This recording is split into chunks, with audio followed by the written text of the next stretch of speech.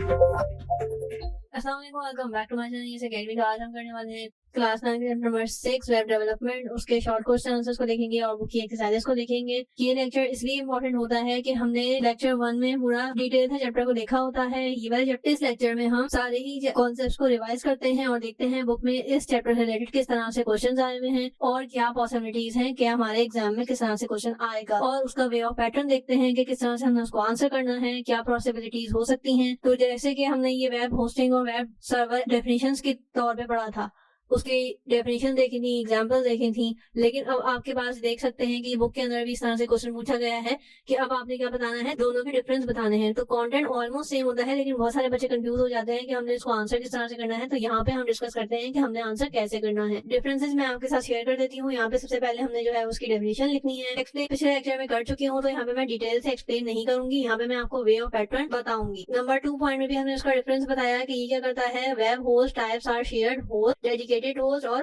Pre host. ठीक है, यहाँ पे क्या होता है, it can be different type of proxy servers, mail servers, application servers. ये चीजें आपने वैसे भी फिंगर टिप्स में याद करनी है, क्योंकि ये एज अ शॉर्ट क्वेश्चन भी आ सकता है। उसके बाद हमारे पास नेक्स्ट पॉइंट में हमने डिटेल से डिस्कस किया है कि वेब होस्ट जो है वो मल्टीपल नेटवर्क डिवाइस यूज करता है, सच एज स्विचेस, राउटर्स। ठीक है, इस तरह से। और हमने यहाँ पे क्या बताया है कि ये क्या यूज करता है, receive data from all the operations before using their returning their results to the client. ठीक है, उसके बाद हमने उसको डिटेल से बताया भी है। और नंबर 4 पॉइंट में हमने इसकी एग्जांपल्स शेयर की हैं। ठीक है, कि जैसे कि होस्ट, गेटर, होस्ट। उसके अलावा हमारे पास वेब सर्वर्स लाइक हमारे पास ये गूगल वेब सर्वर है, उसके अलावा एग्जांपल है और भी। ठीक है, तो ये आपने इसमें शेयर करनी होती हैं। उसके अलावा हमारे पास what are the steps involve in creating complete website. ठीक है, तो ये स्टेप्स हमने ऑलरेडी देखे भी थे, यहाँ पे भी मैंने आपको रिकॉल कर दिए हैं कि हमने क्या करना होता है। First of all we have to plan the website, कि हमने इसकी एग्जांपल्स देखनी है किस किस तरह की वेबसाइट होती हैं। एजुकेशनल थी, सोशल थी, ब्लॉग्स थे, एंटरटेनमेंट बेस्ड वेबसाइट होती हैं। तो हमें ये सब कुछ पता होना चाहिए कि हमने बनानी कौन सी वेबसाइट है। उसके बाद आपने डोमेन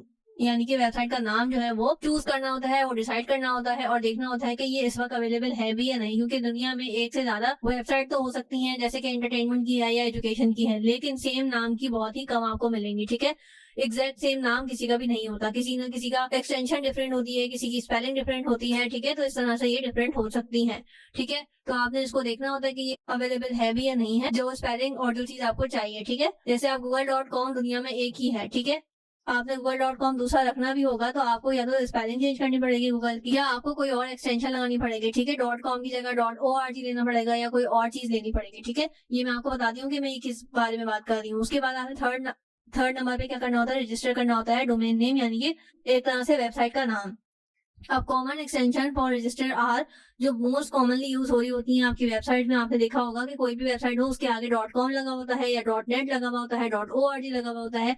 ठीक है, तो ये जो है ना, ये कहलाती हैं एक्सटेंशंस। ठीक है, तो अब google.com तो ऑलरेडी हमें पता है कि ये एक वेबसाइट एग्जिस्ट करती है। अब आपने अगर दूसरी google.com बनानी होगी या गूगल वेबसाइट बनानी होगी तो आपको एक्सटेंशन चेंज करनी पड़ेगी। ठीक है, सिमिलर नेम की, सिमिलर एक्सटेंशंस की एग्जैक्टली नहीं मिलेंगी आपको, या तो एक्सटेंशन चेंज करनी पड़ती है या डोमेन नेम। ठीक है, उसके बाद यहाँ पे क्या है, check availability of the name through the, ये हमारे पास एक वेबसाइट है जो कि बताती है कि आपके पास जो वेबसाइट आप बनाने जा रहे हो, जो नाम रखने जा रहे हो, जो एक्सटेंशन आपको चाहिए वो अवेलेबल है भी या ऑलरेडी किसी ने दिया हुआ है। ठीक है, उसके बाद आपने क्या करना होता है, चूज होस्टिंग वेब सर्वर। ठीक है, आपने यहाँ से जो है होस्टिंग सर्वर को अपना चूज करना होता है। डिफरेंट कंपनी, डिफरेंट वेबसाइट आपको ये सर्विस देती हैं। उसके अलावा connect domain name to web host. ठीक है, आपने भी उससे कनेक्ट करना होता है। देन आपने डिजाइन करना होता है वेबसाइट। अब उसमें आ जाती है कि आपकी जो बेसिकली थीम क्या है वेबसाइट की, जो कलर्स हैं आपकी वेबसाइट में कौन से यूज होंगे। उसके अलावा फॉर एग्जांपल अगर किसी की प्लांटेशन की वेबसाइट है तो ऑब्वियसली उसके कलर भी उसी के अकॉर्डिंग होंगे। फिर आपकी जो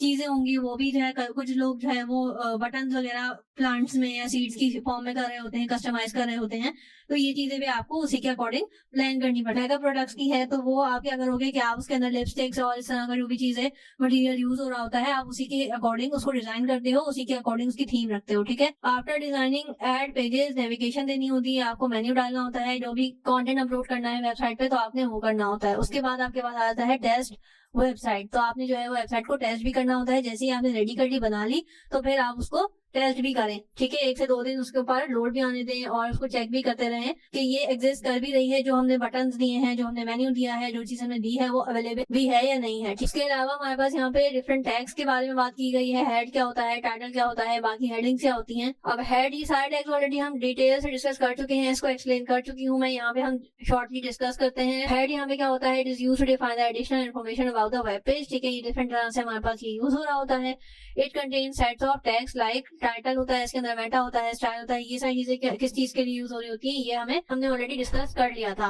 नेक्स्ट हमारे पास टाइटल का टैग है, तो ये किस लिए यूज होता है, define the title of web page, ठीक है, titles are very important as they appear on the top browser window, ठीक है। उसके अलावा हमारे पास ये सारी चीजें मैं ऑलरेडी डिस्कस कर चुकी हूँ, इसलिए मैं यहाँ पे शॉर्टली बता रही हूँ। ये सिर्फ हम वे ऑफ पैटर्न देख रहे हैं।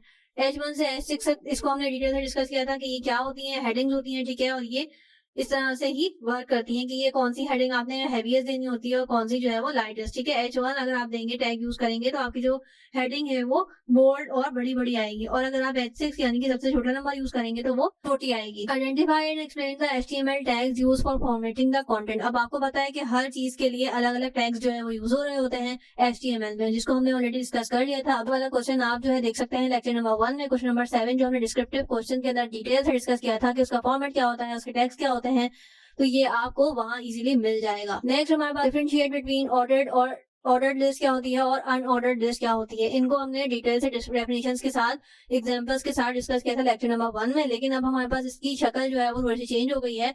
अब हमने सिर्फ इसके अंदर बताना है कि इन दोनों में डिफरेंस क्या है। तो हमने यहाँ पे डिफरेंस को डिस्कस करा है कि पहले पॉइंट में हम हमेशा डेफिनेशन बताते हैं, तो हमने यहाँ पे डेफिनेशन बता दी कि इट इज जो है वो ऑर्डर्ड लिस्ट क्या होती है, it is also display a list of related items, ठीक है, इसमें जो है रिलेटेड आइटम्स होते हैं, ठीक है। नेम ऑफ स्टूडेंट है तो हर किसी जो भी उसके अंदर लिस्ट में शामिल होगा वो स्टूडेंट होगा, ठीक है। इसके अलावा अनऑर्डर्ड में क्या होता है, यहाँ पे आप जो है वो कोई भी डाटा इररेलेवेंट आइटम्स भी इसके अंदर आप डाल सकते हैं, ठीक है। ऑर्डर्ड लिस्ट में क्या होता है कि डिफाइंड बाय, यहाँ पे टैग जो है हमारे पास बता दिया हमने कौन सा हम टैग यूज कर रहे होते हैं लिस्ट आइटम के लिए, ऑर्डर्ड के लिए। यहाँ पे जो है ना अनऑर्डर्ड लिस्ट के लिए हम इस तरह से यूज करते हैं, OL यानी कि ऑर्डर्ड लिस्ट और UL मतलब unordered list. The web browser will display these list item with numbers, ठीक है। ऑर्डर में क्या होता है, ऑब्वियसली ऑर्डर यानी कि ऑर्गेनाइज हुआ होता है डाटा 1 2 3 की फॉर्म में हमारे पास वो नंबर्स में भी शो कर रहा होता है, ठीक है, या अल्फाबेट्स के अकॉर्डिंग शेयर कर रहा होता है, या बुलेट्स आ रहे होते हैं एटलीस्ट, ठीक है। लेकिन अनऑर्डर्ड में क्या होता है, इसमें ना ही बुलेट्स आते हैं, ना ही नंबर्स आते हैं, ना कोई अल्फाबेट्स आते हैं, ये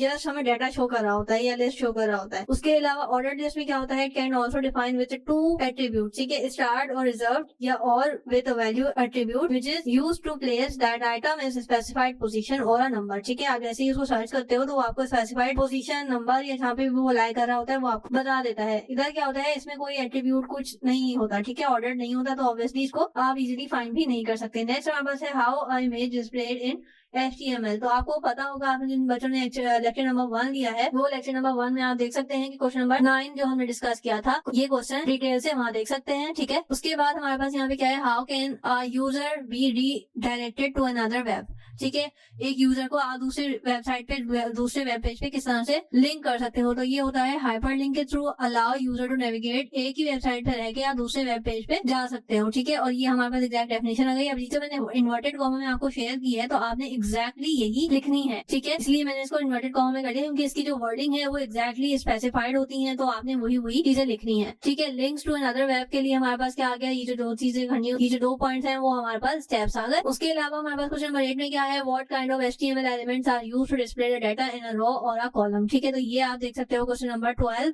लेक्चर नंबर 1, ठीक है। और आप ये देख रहे हैं कितने सारी चीजें जो हमने ऑलरेडी डिस्कस कर दी हैं वो इतनी ज्यादा इंपॉर्टेंट है कि आपकी जो बुक है उसके अंदर भी ये एग्जैक्ट चीजें शामिल हैं, तो आपने लेक्चर नंबर 1 को मिस नहीं करना, डिटेल से समझना है। क्वेश्चन नंबर 9 हमारे पास क्या है, it is possible to display the entire content of another web page in our HTML, how, ठीक है। अब एक कंडीशन उसने बता दी और हमें पूछ रहा है कि ऐसा कैसे हो सकता है, तो हमने उसका आंसर कर दिया। ये जो है वो तकरीबन ऑलमोस्ट रीजनिंग क्वेश्चंस में आ जाते हैं, लेकिन ये भी आपको पता होना लाजमी है, ठीक है। ये एज अ शॉर्ट क्वेश्चन भी आपके पास अपेयर हो सकता है या MCQs में आ सकता है। बाकी आपकी ये अकेडमी की जो वेबसाइट है आप उसका लिंक जो है डिस्क्रिप्शन से ले सकते हो, वहाँ पे जाके आप बहुत सारा कंटेंट अपना ले सकते हो। उसमें पास पेपर्स हैं, गैस पेपर्स हैं, उसके अलावा आपके पास और भी कंटेंट वहाँ पे अवेलेबल है जो आपको बहुत ही ज्यादा हेल्प करने वाला है एग्जाम के अंदर। और जो कंटेंट आपका वहाँ पे इस वक्त अपलोड नहीं हुआ तो वो मैं इंशाल्लाह पेपर से पहले कोशिश करूंगी कि कर दूं। अभी भी चीजें अपलोड की जा रही हैं, काफी सारा कंटेंट उस पर ऑलरेडी अपलोड हो चुका है, तो आप वहाँ पे भी जाके इसकी हेल्प ले सकते हो। उसके अलावा हमारे पास इसका आंसर देखते हैं, हमने क्या बोला, yes it is possible to display the entire content, हर मतलब चीज जो है वो पॉसिबल है ऑलमोस्ट।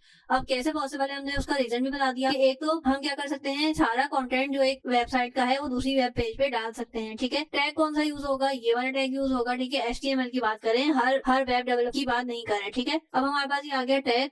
तो टैग को आपने क्या करना है, ये जो हमारे पास टैग है ये आपको याद करना है, क्योंकि ये MCQs में आपसे पूछ सकते हैं। उसके बाद हमने इस टैग को डिफाइन भी कर दी, क्योंकि ये इससे पहले इसकी बात नहीं हुई थी, तो हमने यहाँ पे छोटी सी डेफिनेशन भी दे दी कि ये क्या करता है, ये जो है यूज करता है डिस्प्ले एक्सटर्नल ऑब्जेक्ट्स को including other web page with a web page, ठीक है। एक ही वेब पेज पे दूसरा वेब पेज किस तरह से हम जो है वो डिस्प्ले कर सकते हैं। Iframe pretty much acts like a mini web browser, ठीक है। उसके अलावा हमारे पास यहाँ पे बेसिक सिंटैक्स क्या होता है, इस तरह से हम अगर लिखेंगे अपने पेज के लिए, तो ये हमारे पास ये एक सिंटैक्स आ गया और URL जो है वो स्पेसिफाइड होता है, ठीक है।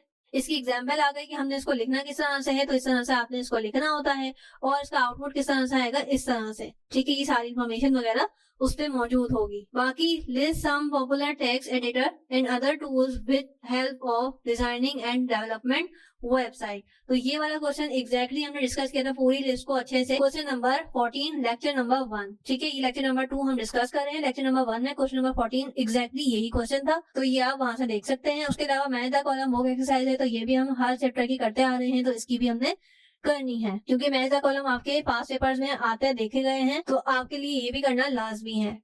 तो साथ साथ कर लेते हैं। अभी अभी ज्यादा चैप्टर पढ़ा है, तो अभी आपको चीजें काफी सारी याद भी होंगी। ई कॉमर्स क्या होता है, ई कॉमर्स का जो हमारे पास टैग हो रहा होता है, या जो चीज हमारे पास यहाँ पे खुसूसियत लिखी हुई होती है उससे मैच करना होता है।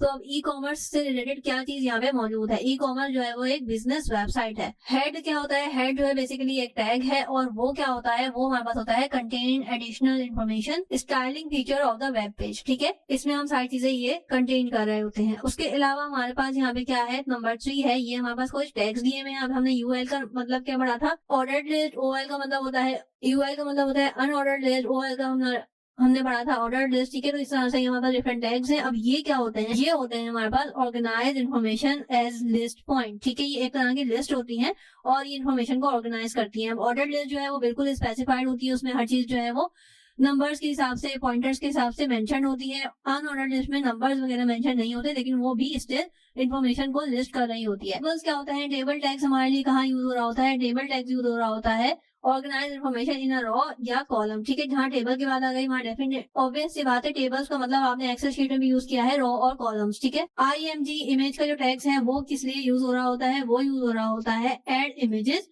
Infographics to the web page, ठीक है। जब भी हमने इमेज वगैरह अपलोड करनी होती है तो हम ये टैग यूज करते हैं। उसके अलावा हाइपरलिंक क्या होता है, हाइपरलिंक हमारे पास होता है add navigation support to web pages, ठीक है। अभी हमने इसकी डेफिनेशन भी पढ़ी थी। तो इस तरह से हमारे पास मेटा कॉलम हो गया। उसके बाद ये आपके पास आ गई एक्टिविटीज। तो ये मैंने आपके लिए सॉल्यूशन प्रोवाइड कर दिया है कि create 3 web pages following features, ये फीचर्स होने चाहिए, ठीक है। ये इस तरह से हमारे पास मैंने आपके लिए ये सॉल्यूशन जो है वो प्रोवाइड कर दिया है। ये आप वीडियो को पॉज करके देख सकते हैं। सो आई रियली होप सो कि ये वीडियो आपके लिए हेल्पफुल रही होगी। लेक्चर नंबर 1 को देखना मत भूलिएगा। नेक्स्ट लेक्चर में इंशाल्लाह हम MCQs को डिस्कस करेंगे। टिल देन अल्लाह हाफिज।